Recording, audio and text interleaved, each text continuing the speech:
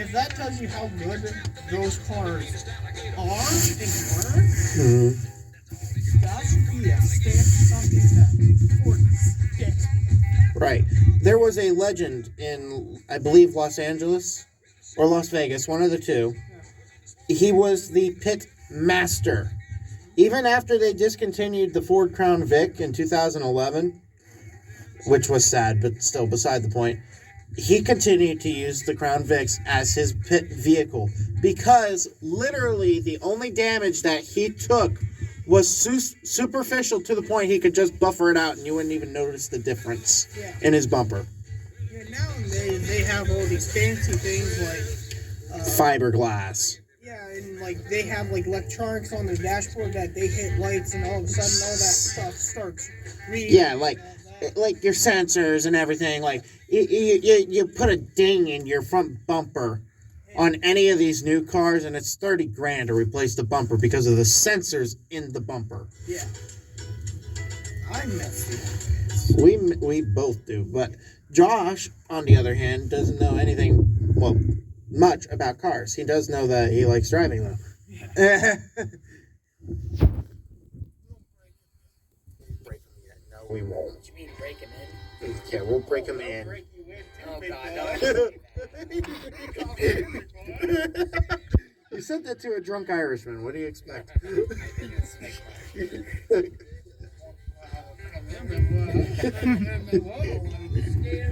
We'll break you in at the same time. I don't care. I am not a shoe. If they're in mind, I do say drunk Irishman. That is his heritage. That is not what he is. He is American by blood. I can't tell you everything that I am, but just know that Irish is the strongest part of me. True. Yeah. True. Which is why I get away with calling you an Irishman. But I've never been to Ireland. I wish to go at least one time just to check everything out and see everything. It'd be pretty cool. I think that would be a cool thing to do. Yeah. And that would be a future thing to do. Yeah. Like, for example, my future thing to do would be to find out exactly what all I have in me. Like, just out of idle curiosity. That's not even anything major. That's more selfish than anything, but still, like, and then on top of that, like, in the future, to be honest with you, I'd rather see the economy come back. Yeah. Like, for crying out loud, we keep raising minimum wage and the prices for things. Why don't we raise minimum wage and put restrictions to keep the prices down? We need another one. That's what's going to help us. Well, we need to reset our government. Not completely, just enough to get it working again. A war will help with that because a lot of this stuff that we have here in the States and that will become war rations. You know? Yep. And then everything will start dropping again because you have to pay for those, and now you have to pay for those to get them into your house, and then pay for it to be shipped out. So everything will be dropping, and we'll be making money. Right. And to be fair, history does repeat itself. I'm quoting somebody. Don't ask me who. I'm not that smart. I just know I'm quoting somebody.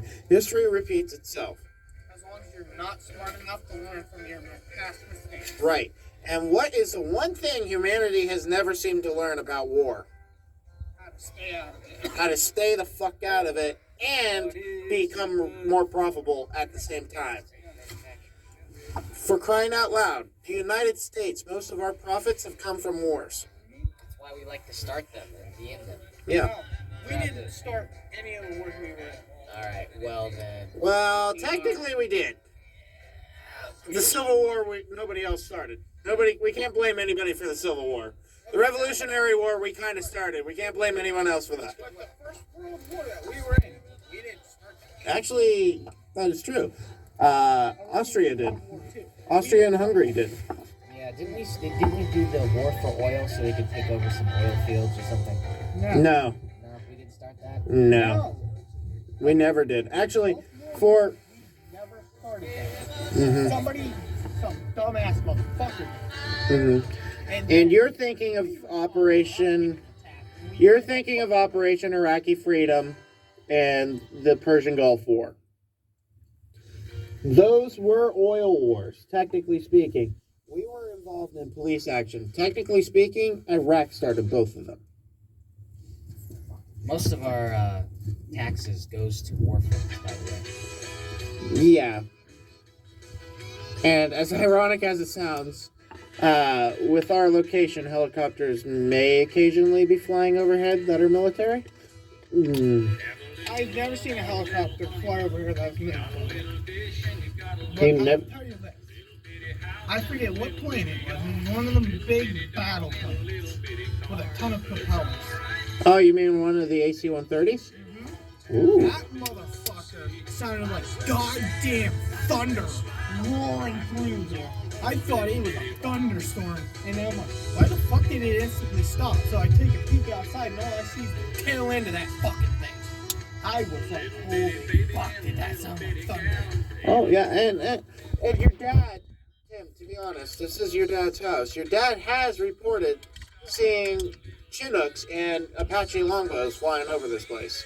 He's even... That was back when I was returned. Right, but also bear in mind, you're not too far away from the presidential ranch. They changed their flight pattern. Recently, yeah. Yeah, so For the helicopters. come through. Mm-hmm. But I'll tell you this. I've seen some military helicopters flying over my school. That shit's fucking cool. Oh, yeah, it's really cool, especially when you actually get them to land in your schoolyard, like that one video on YouTube shows. Yeah. That is cool shit. The Black Hawk landing in the middle of in the middle of a playground. Yeah. What's more cool to a kid than a helicopter that's worth billions of dollars landing in basically your backyard? Yeah. It's like, this is very cool. And then on top of that, it's staying there for the duration of the week Yeah. to fly you around and make sure everybody has at least half an hour's worth of airtime in a helicopter Like, before they even graduate from elementary school. What kind of cool school is that? cool and cool. Oh, yeah. And that was a public school, too. That wasn't even a military school or a private school. Like, That's pretty dope. yeah. I wish my school did something like that. Yeah. Now the best thing we had about was the fire department would always come out and we get to check out the fire trucks and everything. I had Yeah. a regular helicopter land at our school in California. Yeah, that might have been for an emergency purpose. No, it was for all of it. I know what it was for. It was for entertainment. Oh, okay. But it was just a regular helicopter. I don't remember the Well, I think my most memorable one was when they landed an EC-130 from Stat Medevac at the football field for my school and had us actually look inside the helicopter. They didn't let us fly in it, though. That was disappointing. Of course they wouldn't. They'd be liable for anything that happened. Yeah, and what's funny was that one... Piloting it, then you'd be okay because they would be the one piloting. Yeah, but then there'd the be- school... Yeah, but the difference between the school... If the pilot's piloting, you're golden. The difference between the school on the YouTube video and the school that I went to was they asked specifically for a military chopper. They asked for the military to fund that, and the military agreed for promotional purposes. Yeah. We asked a medical staff unit who could only stay until they were called. Yeah. And a lot of times you don't know how long that is. Right? Like they didn't want to accidentally kidnap some 6-year-old because all of a sudden they had a call mid-flight. Right. They didn't want to have the kid traumatized because they literally, one, kidnapped the kid mid-flight, and two, had to transport somebody who was in critical condition. Yeah. And like, I know a lot of people like, oh, it's not that, it can't be that. It is scary to see that stuff. Mhm. I've seen people after critical condition, and they don't even remember being in the hospital up here. Right. What the fuck are you talking about? Right. Like for example, like everybody's always got that story of when somebody's been put in the hospital and that fear that's running through their head. Yeah. But when you actually stop and think about it, the fact that they're in an American hospital, and I'm speaking for specifically Americans right now. Other countries, yeah, if you've got a bad hospital, worry about it. American hospitals are actually one of the higher rated ones. They're not the highest. Germany has that right now. Yeah. But they are one of the higher rated hospitals, which means they're highly capable of their jobs, which means you don't really have to worry about what they're doing. Yeah. If they don't know what they're doing, they're calling fucking Germany on a landline. And if Germany doesn't know what they're doing, that's when you start to worry. Yes. Like, it's amazing, amazing what kind of technology we do have today. And honestly, I honestly hope that we get insurances taken care of. Insurance is our major pitfall today. Right here, across the island. Mm-hmm. He was lifeline for that because this got cut all the way open to the crown. Yep. Yeah. Yeah. And And you thought your little wound was Oh, fuck bad. Oh, go fuck yourself, damn it. Let me stab you. Hey, I said It's you. such a little wound. Why don't you just let me stab you a little bit, huh? Hey, I said yeah, you that's thought. what I thought. I said That's what I you thought. fucking thought. It's always bad, no matter what. Like, even if you fucking give yourself a paper clip, it hurts. yeah, But there's always somebody who's worse off. little stab wound here that will heal in like a couple of weeks or so. Mm-hmm. You're having a scar up here that will never heal. Right. I mean, if it's down to the bone, obviously the bone will. But, Right. like, don't you dare minimize a stab, you piece I of didn't minimize it. I was just Yes, saying. you did. This little piece of shit stab. Look at this little. No. That's not what I meant at all. Yeah, that's See, exactly what you did. this is another pivotal point though. Miscommunication. Miscommunication. Okay, like for crying out loud. We just had a case of miscommunication. Ours is funny because we're close enough friends where we can laugh about it and just joke about it. Yeah. But We can fuck with each other about that shit. yeah, but in the real world, that ain't gonna fly. Yeah. There's always gonna be. There's always going to be that one person who ruins the joke Yeah. and makes it no longer a joke. Yeah. And not just that. For crying out loud, there's always that one person that has to make it so that there's a rule for something stupid.